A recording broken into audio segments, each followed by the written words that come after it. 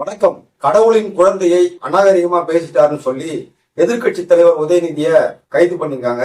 இந்த தமிழக வெற்றி கழகம் மிகப்பெரிய ஒரு தவறை செஞ்சிருக்காங்க. ஏன்னா ஆட்சிக்கு இப்பதான் 2 மாசம் தான் முடிஞ்சிருக்கு. வழக்கு போடலாம். பெரியாரை பத்தி அவதூறா பேசிட்டாருன்னு சொல்லி அண்ணன் சீமான் மேல தமிழ்நாட்டுல இருக்கிற எல்லா மாவட்டத்திலயும் புகார் கொடுத்தாங்க. உடனே அவரை கைது செய்யிட்டாங்களா? கைது செய்யல. செய்யணும்னா செஞ்சிருக்கலாம், ஆனா செய்யல. அது மாதிரிதான் இது ஒரு வழக்கு. ஒரு பேசினாருன்னா புகார் கொடுத்திருக்கீங்க, வழக்கு போடப்படும், வழக்கு நடக்கும். ஆஜராக சொன்னா அவர் ஆஜராக போறாரு. அவர் எதிர்கட்சி தலைவர், முதல் போட்ட அமைச்சர் இருக்காரு இல்லையா, இந்த கட்சிக்கு முதல் போட்ட ஒரு அமைச்சர் இருக்காரு. அவர் தான் இந்த கைதுக்கு முதன்மையான காரணம் வட்டாரங்கள்ல பேசிக்கிறாங்க.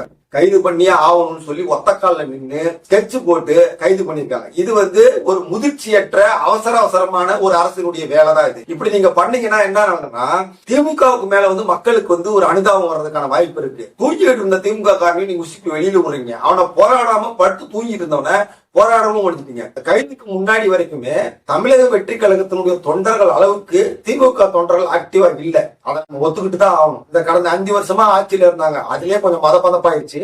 அதுக்கப்புறமேட்டு தோத்ததுக்கு அப்புறம் நிறைய சோறு வந்துருச்சு.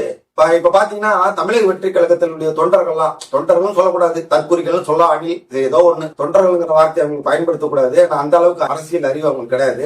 அவங்க எல்லாம் பாத்தீங்கன்னா ஆக்டிவாவே இருப்பாங்க. எப்படி ஸ்டைலா நடக்கிறாரு, ஸ்டைலா தண்ணி குடிக்கிறாரு, அவர் நடையப்பார் உடையப்பார்னு சொல்லி ஒவ்வொரு நாளும் பாத்தீங்கன்னா அவங்க போடுற ரீல்ஸ், அவர் பண்ற ஒவ்வொரு விஷயத்தையும் ரொம்ப மிகைப்படுத்தி பேசுறது, அவர் யாராவது தப்பா பேசிட்டா உடனடியா பதில் கொடுக்கறது, அரசுக்கு முட்டு கொடுக்கறது, அவர் தெய்வத்துக்கு கீழா கொண்டு போறது, ஏதாவது ஒரு பிரச்சனைனா ரோட்ல நிக்கிறது. இவ்வளவு நாளா கட்சி நடத்துற திமுக காரங்கிட்டே இல்ல. இது தமிழக வெற்றி கழகத்தின தொண்டர்களுக்கு ஏன் இருக்குதுன்னா, ஒரு கடவுளை பின்பற்றுகிற ஒரு மூட நம்பிக்கை கூட்டம் மாதிரி. அதனால அந்த போர்ஸுக்கு திமுகவே இல்ல. அது உண்மையாதான் ஒத்துக்கணும். அதுதான் திமுகவோட பலவீனமே. அதை விட்டு அவங்க மேல வந்துட்டாங்கன்னா போர்ஸா, அதாவது எப்படி கலைஞர் ஆரம்பத்துல அண்ணாலாம் போனதுக்கு அப்புறம் வைகோ போராட்டங்கள்லாம் இருந்தாங்க பாத்தீங்களா, அந்த ஃபயரா, அந்த மாதிரி ஃபயர் மோடுக்கு திமுக வந்துட்டாங்கன்னா கண்டிப்பா பயங்கரமான ஒரு ஃபைட் இருக்கும். இப்ப அது மாதிரி வர்றதுக்கான சூழ்நிலைய இந்த உதயநிதியோட கைது ஏற்படுத்தி இருக்குது.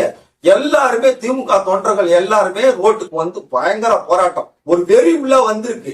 உள்ள இருக்கிறவங்க வெளியில வர்றான். எப்படியாவது பழி வாங்கணும், இந்த ஆட்சியை ஒழிக்கணும், எங்க உதயநிதி மேலே கை வச்சிட்டீங்களா அப்படின்னு அடிமட்ட தொண்டன் கிட்ட நெருப்பு நீங்க பத்த வச்சீங்கன்னாதான் அது அந்த கட்சி ஜெயிக்கிறதுக்கும் மேல வர்றதுக்கும் போராட்டத்துக்கும் உண்மையா அது ஒத்துழைக்கும், அது சரி வரும். இல்லைன்னா அது மேல்மட்டத்துல இருக்கிற தலைவர்கிட்ட மட்டுமே இருந்துச்சுன்னா அந்த கட்சி ஜெயிக்காது. இப்ப தமிழக வெற்றி கழகமே இந்த அளவுக்கு எல்லாத்துக்கும் ஃபைட் பண்றான், பேசுறான், செய்யறாங்கன்னா அது கீழே இருக்கிற ஒன்னும் தெரியாத டிக்கெட் வித்தவன், கையில சூடம் ஏத்தினவன், பாலாபிஷேகம் பண்ணவன், கட் அவுட்டுக்கு பால் ஊத்தினவன், மண் சோறு சாப்பிட்டவன், அவனை வரைக்கும் அந்த ஃபயரை கொண்டு போயிட்டாங்க. அதனாலதான் எல்லாத்துக்கும் எதிர்த்து சண்டை போடுறான். ஒரு சின்ன வார்த்தை சீமான் சொன்னாலே பொருளிகளை கலப்புறான், பதிலடி கொடுக்கறான், போஸ்ட போடுறான், எடிட் பண்றான், அவதூறு பேசுறான், அசிங்கமா பேசுறான்.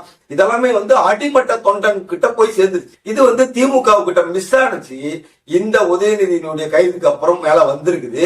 வர்ற இடைத்தேர்தல்ல நாம யாருன்னு காட்டணும். அதுவும் இப்போ ஒரு அருமையான சிக்னல் ஒண்ணு கிடைச்சிருக்கு. பிரசாந்த் கிஷோர் சட்டமன்ற தேர்தல்ல 3% ஓட்டு வாங்கிய பிரசாந்த் கிஷோர், பல்பு வாங்கிய பிரசாந்த் கிஷோர் பீகார்ல இடைத்தேர்தலை ஜெயிச்சிட்டாரு. இதுவரைக்கும் பாரதிய ஜனதாவின் கோட்டையாக இருந்த தொகுதியில அவர் வெற்றி பெற்றிருக்காரு. இது திமுகவுக்கும் நாம் தமிழர் கட்சிக்கும் எடப்பாடிக்கும் மிகப்பெரிய ஒரு உத்வேகத்தை கொடுத்திருக்குது. தமிழக வெற்றி கழகம் திமுக மேல வைக்கிற குற்றச்சாட்டுகள்லாம் சாதாரண ஒரு குற்றச்சாட்டு கிடையாது. அந்த வார்த்தை பிரயோகங்கள்லாம் ரொம்ப மோசமா இருக்கு. திமுக காரனையே கோபப்படுத்துற அளவுக்கு, உச்சகட்ட கோபத்துக்கு திமுக காரனை கொண்டு போற அளவுக்கு ஒரு கோபத்தை உருவாக்குது. ஏன்னா எடப்பாடியே இந்த மாதிரி குற்றச்சாட்டுகளை வச்சதில்லை. ஜெயலலிதா அவர்கள் குடும்ப ஆட்சி, ஊழல் ஆட்சி அப்படிதான் வச்சிருக்காங்க. இவங்கள மாதிரி உதயநிதிக்கு ஒண்ணுமே தெரியாது, ஸ்டாலின் இதுன்னு இப்படி தனிப்பட்ட தாக்குதல்களை எடப்பாடியும் வச்சதில்லை, ஜெயலலிதாவும் வச்சதில்லை. ஆனா இவங்க டோட்டலா தனிப்பட்ட தாக்குதல் நடத்துறாங்க. இறங்கி தரலோக்களுக்கு அடிக்கிறாங்க. அப்ப நம்மளும் தரலோக்களுக்கு தான் அடிக்கணும். வர்ற இடைத்தேர்தல அதை காட்டுறதுக்கு திமுக மிகப்பெரிய ஒரு பிளானோட இறங்கிருக்காங்க. அடுத்தது இப்ப சமீபத்துல நாம் தமிழர் கட்சியின் தலைமை ஒருங்கிணைப்பாளர் சீமான் அவர்கள் போட்டு போலன்னு இந்த ஆளுங்கட்சியையும் முதலமைச்சரையும் போட்டு பொழந்த நம்ம எல்லாமே பார்த்திருப்போம். ஊடகங்களை அவர் சந்திக்கிறதே கிடையாது. அதனாலதான் அவர் என்னைக்காவது ஒரு நாள் பேசுகிற ஒரு பேச்சு பயங்கரமா வைரல் ஆகுது. எல்லாரும் கவனிச்சு பாக்குறேன். டெய்லி பேசும்போது கவனிச்சு பாக்குறது இல்ல. தினந்தோறும் சீமான ஏதாவது பேசுவாரியா, அவருக்கு என்ன வேலை அப்படின்னு போனா, இன்னைக்கு அவருக்கு எந்த ஊடகங்களையும் சந்திக்கிறது இல்ல. பத்திரிகைக்காரங்களை லெப்ட் ஹேண்ட்ல டீல் பண்றாரு. மேடையில மட்டும் பேசுறாரு, போட்டு பொளந்து கட்டுறாரு. என்ன பண்றதுனே தெரியல. ஒரு பக்கம் கோர்ட்ல கேஸ் போட்டு மூக்க உடைக்கிறாரு, மேடையில போட்டு பொளந்து கட்டுறாரு. இப்ப அவங்களுக்கு வந்து திருடனுக்கு தேல் கொட்டின மாதிரி அண்ணன் சீமானோட பேரையோ அண்ணன் சீமானையோ வந்து திட்டவும் முடியாது, பேசவும் முடியாது. அது அவங்க கொள்கையா வச்சிருக்காங்க. இந்த ரூட் மாஃபியா இருக்காங்கல்ல, கீழே இருக்காங்க பாருங்க வளர்ப்பு பிராணிகள், அவங்க கிட்ட காசு கொடுத்து கெட்ட வார்த்தையில பேசுறது, அவதூறு பேசுறதுன்னு பரப்பிடுறாங்க. ஆனால் நாம் தமிழர் கட்சியும் சீமான் அவர்களும் பஞ்சம் தீக்கிறதுக்கு பிளான்ல இருக்காங்க. இடைத்தேர்தல பாப்பீங்க. அதுவும் இந்த பிரசாந்த் கிஷோருடைய வெற்றி நாம் தமிழர் கட்சிக்கே மிகப்பெரிய உத்வேகத்தை கொடுத்திருக்கு. இப்ப நம்ம தமிழ்நாட்டுல நிறைய மக்கள் தப்பு பண்ணிட்டோம், இங்க வந்து தேவையில்லாம ஓட்டு போட்டுட்டோம், எம்எல்ஏ யாருன்னே தெரியல.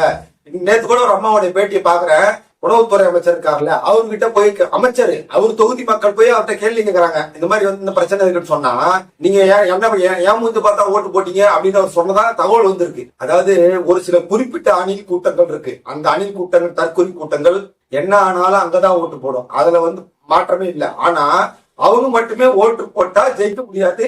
இப்ப ஜெயிச்சதும் அவங்க மட்டுமே ஓட்டு போட்டு இல்ல, மற்ற சிலரும் வந்து போட்டு பார்க்கலாமேன்னு போட்டு பார்த்தாங்கல்ல, அவங்க கிட்ட மிகப்பெரிய ஒரு மனமாற்றம் வந்திருக்குதுங்கிறத நம்மளால பல இடங்கள்ல பார்க்க முடியல. இதுக்கு முன்னாடி தான் பாத்தீங்கன்னா மாற்று கட்சியினர் நாம் தமிழர் கட்சி இணைந்ததாக ஒரு விழாவை நம்ம பெருசா பார்த்ததே இல்லை.